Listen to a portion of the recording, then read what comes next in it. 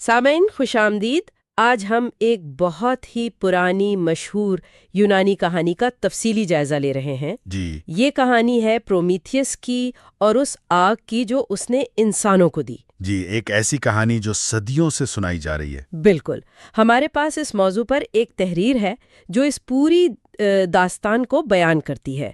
تو ہم اسی تحریر کی بنیاد پر دیکھیں گے کہ یہ قصہ کیسے شروع ہوا، پرومیتھیس کون تھا، اس نے ایسا کیوں کیا، اور پھر اس کے نتائج کیا نکلے۔ صحیح۔ ہمارا مقصد صرف کہانی سنانا نہیں بلکہ تھوڑا گہرائی میں جانا ہے، سمجھنا ہے کہ تحریر کے مطابق پرومیتھیس نے آخر دیوتاؤں کے بادشاہ زیوس کی مخالفت کیوں کی، آگ کیوں چرائی، اور اس کے پیچھے کیا سوچ تھی، کیا جذبہ تھا۔ ہاں تو آئیے اس دلچسپ داستان کو کھولتے ہیں۔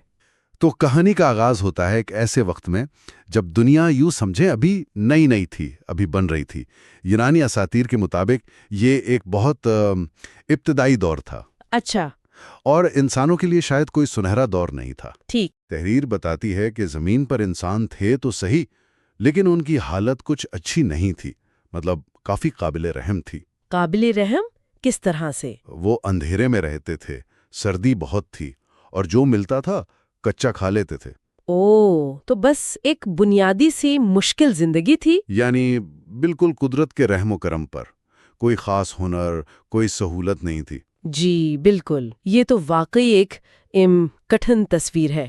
اور یہیں پر پھر پرومیتھیس کا کردار آتا ہے نا؟ بالکل اسی پس منظر میں۔ تحریر میں پرومیتھیس کو ایک ٹائٹن بتایا گیا ہے، یعنی دیوتاؤں سے بھی پہلے کی نسل کا ایک طاقتور وجود۔ جی ہاں، ٹائٹن۔ اور وہ بہت ذہین تھا، بہت سمجھدار، لیکن جو بات سب سے خاص لگتی ہے وہ اس کی ہمدردی تھی، خاص طور پر انسانوں کے لیے۔ ہاں، یہ بات اہم ہے۔ لگتا ہے کہ وہ شاید واحد تھا جو انسانوں کی اس حالت کو دیکھ کر واقعی پریشان ہوا۔ تحریر کہتی ہے کہ اس نے ان کی مشکلیں دیکھیں، محسوس کیں، اور پھر فیصلہ کیا کہ ان کی مدد کرنی ہے۔ یہ تو خود میں بڑی بات لگتی ہے، اس زمانے میں دیوتاؤں کے بیچ میں۔ بالکل، اور دوسری طرف کون تھا؟ دیوتاؤں کا بادشاہ زیوس، جو اولمپس پہاڑ پر راج کرتا تھا، بہت طاقتور، کائنات کا حکمران۔ لیکن تحریر اسے انسانوں کے معاملے میں شاید تھوڑا سخت دکھاتی ہے۔ سخت یا بے پرواہ؟ شاید دونوں۔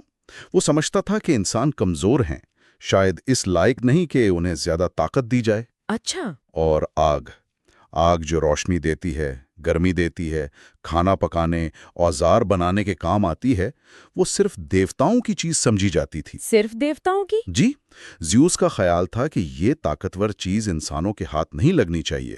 شاید ڈر تھا کہ وہ غلط استعمال کریں گے یا زیادہ طاقتور ہو جائیں گے۔ تو یہیں سے اصل کشمکش شروع ہوتی ہے۔ پرومیتھیس جو انسانوں سے ہمدردی رکھتا ہے وہ جاتا ہے زیوس کے پاس۔ جی، تحریر کے مطابق اس نے باقاعدہ درخواست کی کہ انسانوں کو آگ دے دیں، ان کی زندگی بہتر ہو جائے گی۔ لیکن زیوس اس نے صاف انکار کر دیا۔ صاف انکار، بالکل قطعی انکار۔ اس کا ماننا تھا کہ انسان اس ذمہ داری کے لیے تیار نہیں، یا شاید وہ انہیں اپنے برابر آتا نہیں دیکھنا چاہتا تھا۔ وجہ جو بھی تھی، درخواست رد ہو گئی۔ اور اب پرومیتھیس ایک آپ کہہ لیں چوراہے پر ہے۔ ہاں، دیوتاؤں کے بادشاہ کا حکم مانے یا ان انسانوں کی مدد کرے جن کے لیے اسے درد محسوس ہوتا ہے۔ یہ فیصلہ بہت بڑا تھا۔ یہاں بات واقعی دلچسپ ہو جاتی ہے۔ تحریر کہتی ہے کہ پرومیتھیس نے زیوس کا حکم نظر انداز کرنے کا فیصلہ کیا۔ اس نے ٹھان لی کہ وہ انسانوں کی مدد کرے گا۔ جی، اس کا ارادہ پکا تھا۔ تو قصہ آگے بڑھتا ہے۔ ایک رات وہ چپکے سے اولمپس پہاڑ پر گیا، دیوتاؤں کے گھر میں۔ وہاں کہیں دیوتاؤں کی مقدس آگ جل رہی تھی۔ اور اس نے کیا کیا؟ تحریر میں تفصیل ہے کہ اس نے سونف کا ایک لمبا کھوکھلا ڈنٹھل لیا۔ سونف کا ڈنٹھل؟ ہاں، جو اندر سے آہستہ آہستہ سلگ سکتا ہے۔ اس نے اسے آگ سے چھوا اور اس چنگاری کو احتیاط سے چھپا کر واپس زمین کی طرف لے آیا۔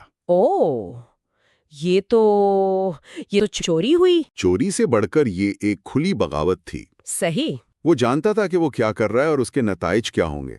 پھر بھی وہ چنگاری لے آیا انسانوں کے پاس۔ جی ہاں، وہ جلتی چنگاری ڈنٹھل میں چھپائے تیزی سے نیچے اترا اور انسانوں کو دے دی۔ یہ تو واقعی ایک ڈرامائی لمحہ ہے۔ بہت زیادہ۔ اور انسانوں کا کیا رد عمل تھا؟ تحریر کیا بتاتی ہے؟ پہلے تو وہ حیران رہ گئے، پھر خوشی سے جیسے پاگل ہو گئے۔ یقیناً پہلی بار آگ دیکھنا، اس کی گرمی محسوس کرنا۔ ان کے لیے تو یہ معجزہ تھا۔ پھر انہوں نے کیا کیا اس آگ کا؟ فوراً استعمال شروع کیا، اپنے غار جھونپڑیاں گرم کیں، جانوروں کو ڈرا کر بھگایا، رات کو روشنی کی۔ اور کھانا پکانا؟ ہاں، سب سے اہم، کھانا پکانا شروع کیا۔ یہ تو زندگی بدل دینے والی بات تھی۔ بالکل، اور پھر انہیں پتا چلا کہ آگ سے دھات پگھلا کر اوزار ہتھیار بن سکتے ہیں۔ اچھا۔ تو اس ایک تحفے نے ان کی پوری دنیا بدل دی۔ گاؤں بنے، معاشرہ بنا، ترقی شروع ہوئی۔ اور پرومیتھیس ان کی نظر میں کیا بن گیا؟ ایک ہیرو، ایک نجات دہندہ، اپنا محسن ماننے لگے وہ اسے۔ یہ نقطہ بہت اہم لگتا ہے، جو تحریر بھی شاید اجاگر کرتی ہے۔ جی، کہ آگ صرف گرمی اور روشنی نہیں تھی۔ نہیں، بالکل نہیں، یہ اس سے کہیں زیادہ تھی۔ یہ علم کی پہلی چنگاری تھی، ایجادات کی بنیاد تھی۔ تہذیب کی شروعات؟ ایک طرح سے ہاں، انسانی تہذیب کے سفر میں ایک نیا موڑ آیا۔ انسانوں کو اپنے ماحول پر کچھ کنٹرول ملا۔ وہ صرف جانوروں کی طرح جی نہیں رہے تھے اب۔ صحیح کہا، وہ بقا کی جدوجہد سے آگے بڑھ کر ترقی کا سوچنے لگے۔ یہ ایک امید کی علامت بھی تھی۔ لیکن کہانیاں ختم تو نہیں ہوتی۔ نہیں، بالکل نہیں۔ زیوس، اس کا کیا رد عمل تھا جب اسے پتا چلا کہ اس کا حکم توڑا گیا اور مقدس آگ انسانوں تک پہنچ گئی؟ اس کا غصہ! تحریر کہتی ہے کہ وہ شدید غضبناک ہوا۔ اس کا غصہ آسمان تک پہنچ گیا۔ یقیناً بادشاہ کا حکم جو ٹالا گیا تھا اور دیوتاؤں کی خاص چیز انسانوں کو دے دی گئی تھی۔ اس نے فوراً انتقام کا فیصلہ کیا۔ کیا کیا اس نے؟ اس نے اپنے کارندے بھیجے، پرومیتھیس کو پکڑوا لیا۔ پکڑوا لیا؟ جی، اور سزا کے لیے اسے بہت دور کفکاز کے اونچے پہاڑوں میں لے جایا گیا۔ کفکاز؟ وہاں کیا تھا؟ وہاں اسے ایک چٹان کے ساتھ بھاری زنجیروں سے جکڑ دیا گیا، ایسی جگہ جہاں کوئی آتا جاتا نہیں تھا، تنہا۔ یہ تو بہت سخت سزا ہے۔ صرف قید؟ نہیں، قید سے بھی بدتر۔ زیوس نے ایک بہت بڑا عقاب بھی مقرر کیا۔ عقاب؟ وہ کیا کرتا تھا؟ وہ ہر روز آتا اور پرومیتھیس کا جگر نوچ کر کھاتا۔ کیا ہر روز؟ ہر روز۔ اور تاریخ کی سب سے ہولناک بات یہ ہے کہ پرومیتھیس کیونکہ ایک لفانی ٹائٹن تھا تو وہ مرتا نہیں تھا؟ ہاں، اور اس کا جگر ہر رات دوبارہ آ جاتا تاکہ اگلے دن عقاب پھر آ کر وہی اذیتناک عمل دہرا سکے۔ ایک نہ ختم ہونے والی وحشتناک سزا۔ یہ تصور کرنا بھی مشکل ہے، روزانہ ویسی ہی تکلیف، اور یہ جانتے ہوئے کہ یہ کل پھر ہوگی۔ ناقابل بیان اذیت تھی۔ لیکن یہاں پرومیتھیس کے کردار کا ایک اور پہلو سامنے آتا ہے۔ تحریر کیا کہتی ہے؟ تحریر کہتی ہے کہ اس شدید تکلیف کے باوجود اس نے کبھی ہمت نہیں ہاری۔ ہمت نہیں ہاری؟ نہ ہی زیوس سے رحم مانگا، وہ اپنے فیصلے پر قائم رہا۔ یعنی وہ مانتا تھا کہ اس نے صحیح کیا؟ ایسا ہی لگتا ہے جیسے وہ کہہ رہا ہو کہ جو کیا انسانوں کے لیے کیا، اور وہ صحیح تھا، چاہے قیمت کچھ بھی ہو۔ یہ تو کردار کی بہت مضبوطی ہے۔ بالکل، اس کی اصول پسندی، اس کی ہمدردی، وہ اس کی قیمت ادا کرنے کو تیار تھا۔ یہ صرف جسمانی نہیں، ایک نفسیاتی جنگ بھی تھی جسے وہ بھار نہیں رہا تھا۔ جی۔ تو کیا یہ سزا ہمیشہ چلتی رہی؟ کیا وہ وہیں جکڑا رہا ہمیشہ کے لیے؟ نہیں، ہمیشہ نہیں۔ تحریر کے مطابق یہ اذیت بہت لمبے عرصے تک، شاید صدیوں تک چلی۔ صدیاں؟ ہاں، لیکن پھر یونانی کہانیوں کا ایک اور بڑا ہیرو ہیراکلیز، ہرکیولس جسے کہتے ہیں؟ جی وہی، وہ اپنے کسی سفر پر اس پہاڑ پر پہنچا۔ اچھا۔ اس نے پرومیتھیس کو اس حال میں دیکھا، اس کی کہانی سنی، اسے اس ٹائٹن کی ہمت اور قربانی کا اندازہ ہوا۔ تو اس نے کیا کیا؟ اس نے اپنا تیر کمان نکالا، پہلے اس عقاب کو مار گرایا جو روز آتا تھا، اچھا کیا۔ اور پھر اپنی زبردست طاقت سے وہ زنجیریں توڑ دیں جن سے پرومیتھیس بندھا تھا۔ تو پرومیتھیس آزاد ہو گیا؟ جی، بالآخر اسے رہائی ملی۔ تو اس کی قربانی بیکار نہیں گئی؟ بالکل نہیں۔ اسے سزا تو ملی، بہت بھاری سزا، لیکن اس کا مقصد پورا ہو گیا۔ انسانوں کو آگ مل چکی تھی، وہ ترقی کر رہے تھے۔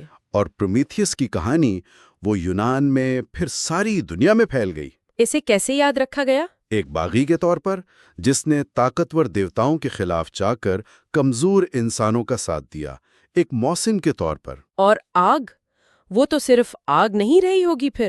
نہیں، بالکل نہیں۔ جیسا تحریر بھی اشارہ کرتی ہے، وقت کے ساتھ وہ علم کی، روشنی کی، انسانی ذہانت اور تخلیق کی علامت بن گئی۔ تہذیب کی علامت۔ جی ہاں، اور پرومیتھیس کا نام خود ہمت، قربانی، علم دوستی اور انسانیت سے محبت کا ایک استعارہ بن گیا۔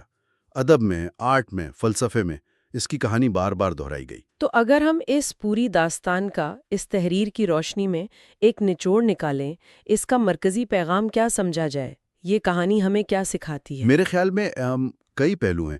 ایک تو یہ کہ صحیح کام کے لیے، اصولوں پر قائم رہنے کے لیے، دوسروں کی بھلائی کے لیے کبھی کبھی بہت بڑی قیمت دینی پڑتی ہے، جیسے پرومیتھیس نے دی۔ بالکل۔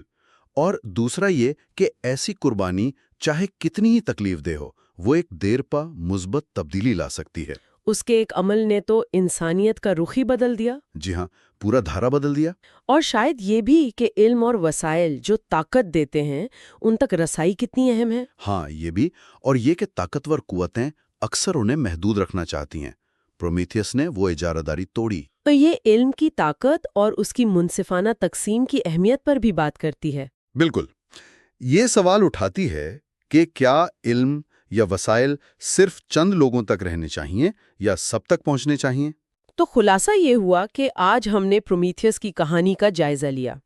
وہ ٹائٹن جس نے دیوتاؤں کے بادشاہ زیوس کی مرضی کے خلاف جا کر انسانوں کو آگ کا تحفہ دیا، جس کی اسے ناقابل بیان سزا ملی۔ لیکن اس کے ایک عمل نے انسانیت کی تقدیر پر گہرا اثر ڈالا۔ بلا شبہ یہ ہمدردی، اصول پسندی، قربانی اور علم و ترقی کی ایک لازوال داستان ہے۔ یہ سوچنے پر مجبور کرتی ہے کہ ایک فرد کا قدم میں کتنا بڑا فرق لا سکتا ہے۔ جی بالکل۔ اور آخر میں سامعین کے لیے ایک نقطہ چھوڑ جاتے ہیں جس پر وہ خود سوچ سکتے ہیں۔ پرومیتھیس کی کہانی ہمیں یہ سوچنے پر مجبور کرتی ہے کہ آج کے دور میں آگ کیا ہے؟ وہ کون سا علم ہے، کون سی ٹیکنالوجی ہے، کون سے وسائل ہیں جو معاشرے میں ویسی ہی بنیادی تبدیلی لا سکتے ہیں جیسی آگ لائی تھی؟ اچھا سوال ہے۔ اور ان جدید آگوں تک سب کی منصفانہ رسائی کے لیے آج کس قسم کی جدوجہد، کس قسم کی پرومیتھین کوششوں یا قربانیوں کی ضرورت ہے؟ یہ واقعی غور طلب بات ہے۔ اس تفصیلی گفتگو میں ہمارے ساتھ شامل ہونے کا بہت شکریہ۔ آئندہ ملاقات تک۔ شکریہ۔